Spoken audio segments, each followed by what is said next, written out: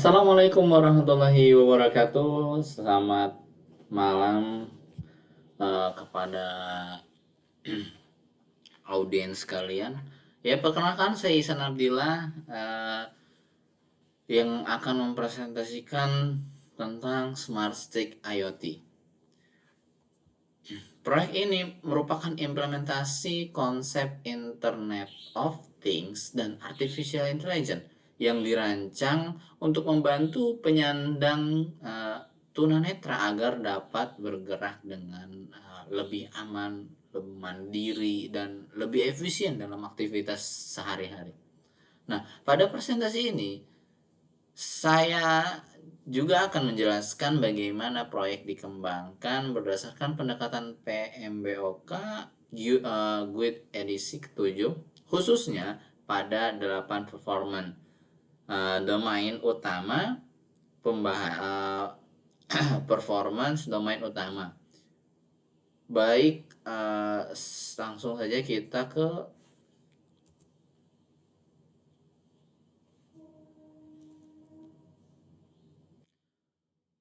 Nah, di sini kita membahas mengenai visi proyek.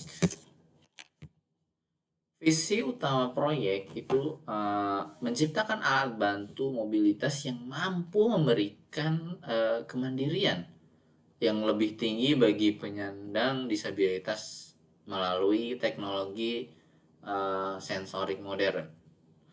Selama ini tongkat konvensional hanya mampu mendeteksi objek-objek, ya.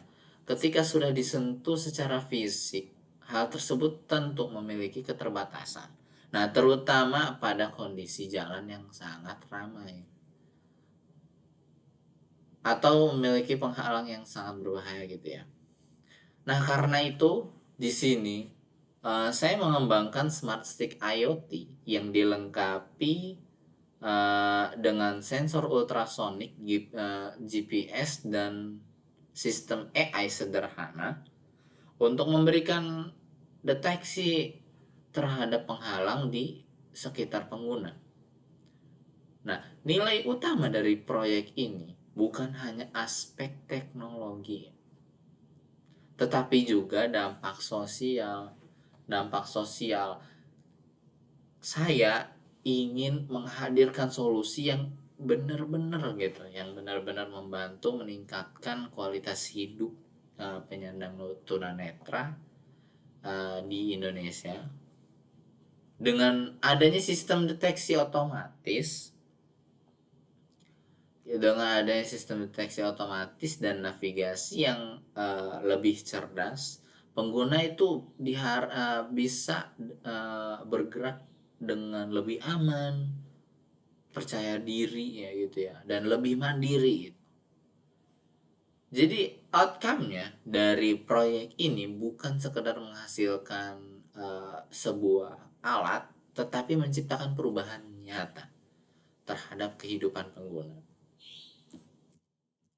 Oke, sekarang domain stakeholder engagement atau keterlibatan pemangku.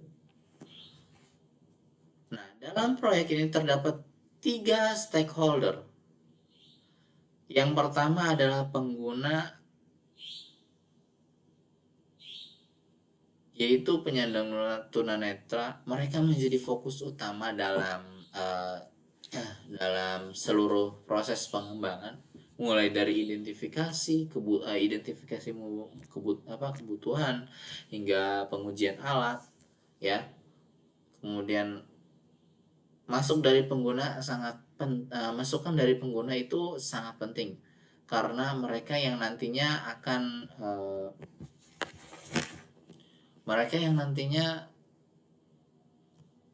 akan menggunakan alat-alat ini secara langsung dalam kehidupan sehari-hari. Nah,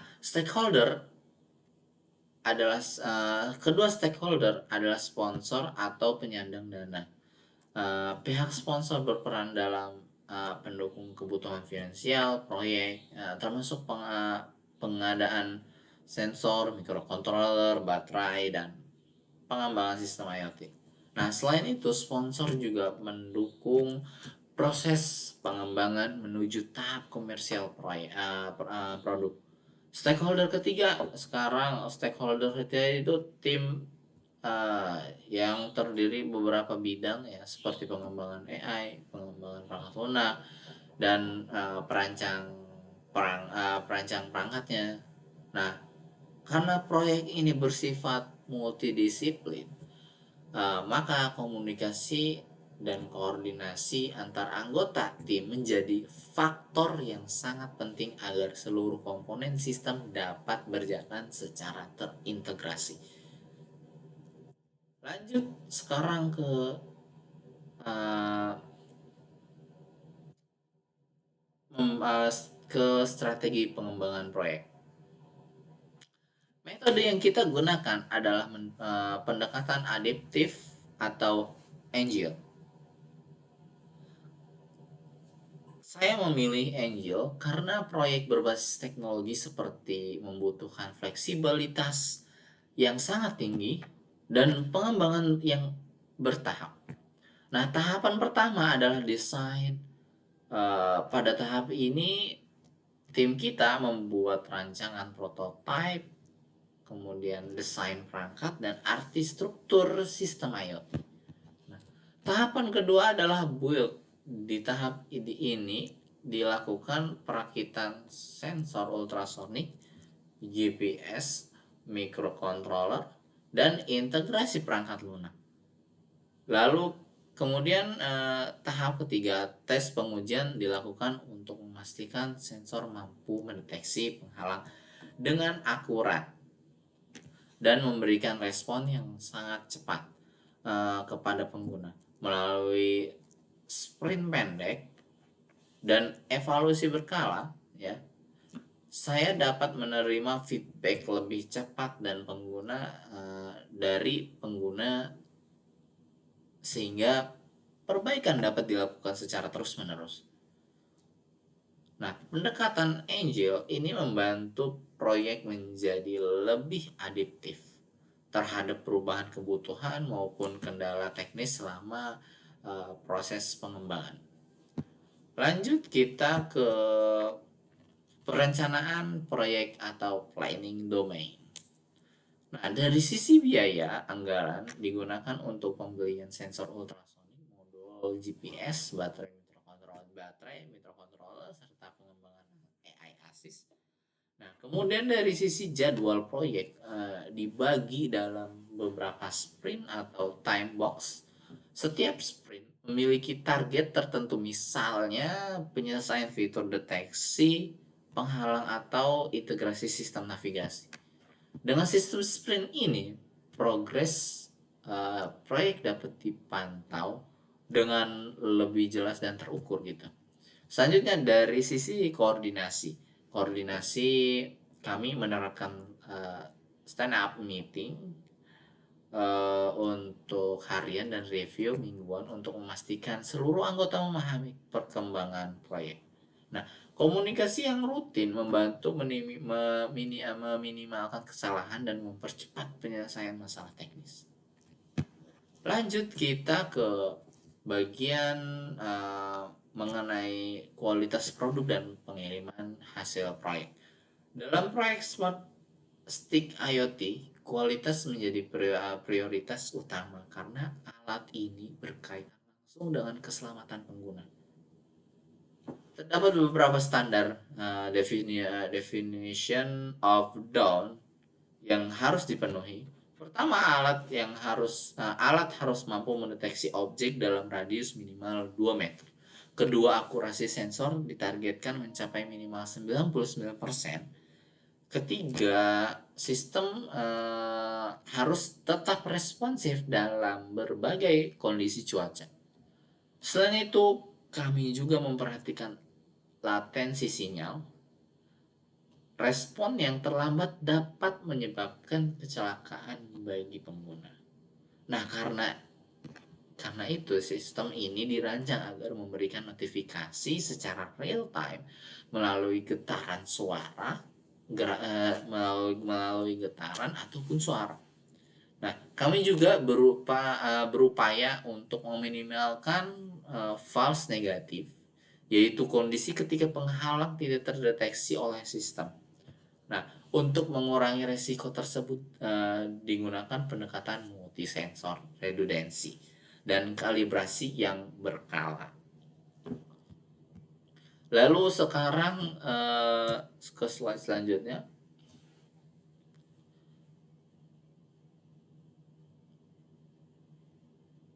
Itu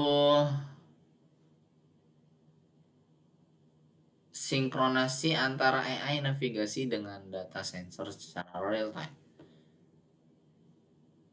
Sensor harus mampu mendeteksi objek di sekitar pengguna, sementara sistem AI harus menentukan prioritas bahaya yang paling penting untuk diinformasikan. Proses ini membutuhkan sinkronasi dalam hitungan milidetik. Sebagai contoh, ketika pengguna berjalan terdapat kendaraan mendekat serta lubang di jalan secara bersamaan, sistem harus mampu menentukan ancaman mana yang lebih berbahaya terlebih dahulu. Nah, untuk mengatasi kompleksitas tersebut, kami merancang algoritma prioritas berbasis tingkat resiko. Dengan pendekatan ini, sistem dapat memberikan peringatan yang lebih relevan dan efektif kepada pengguna. Lanjut kita ke slide selanjutnya. Kita sekarang menjelaskan manajemen risiko proyeknya. Nah, dalam pengembangan smart stick IoT terdapat beberapa risiko utama. Risiko pertama adalah kegagalan sinyal di area dengan jaringan rendah. Nah, untuk mengatasi hal tersebut, kami menyediakan mode offline untuk navigasi dasar sehingga alat tetap dapat digunakan meskipun koneksi internet terganggu. Nah, resiko kedua adalah malfungsi. Malfungsi baterai saat alat digunakan, solusinya adalah sistem peringatan daya rendah serta penyediaan baterai cadangan. Nah, resiko ketiga adalah kesalahan deteksi penghalang. Mitigasi yang dilakukan yaitu menggunakan lebih dari satu sensor dan melakukan kalibrasi AI secara berkala. Nah, melalui identifikasi ini, risiko sejak awal itu proyek dapat berjalan dengan lebih stabil dan tentunya aman.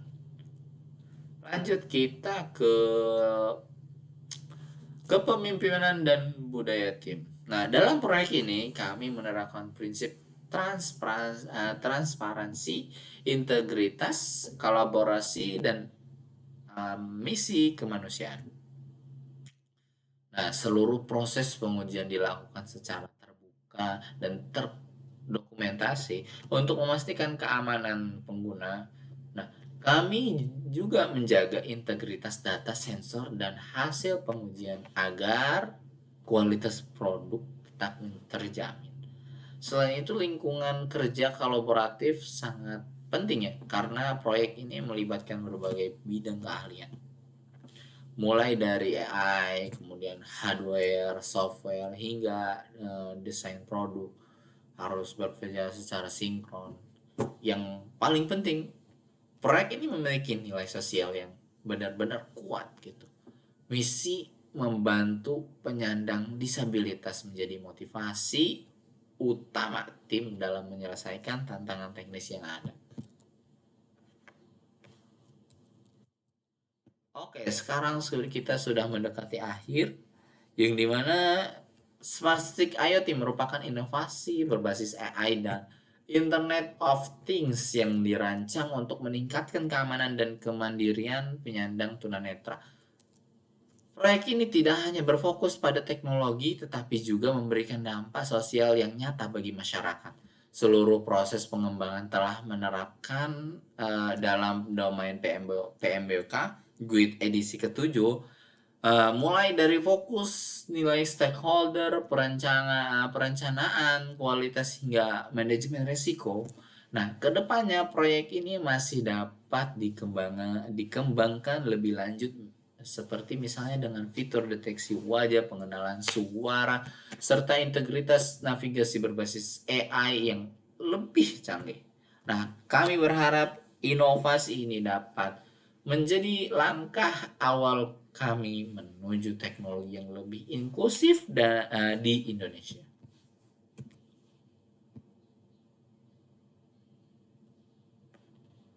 Baik, mungkin itu saja untuk presentasi dari saya.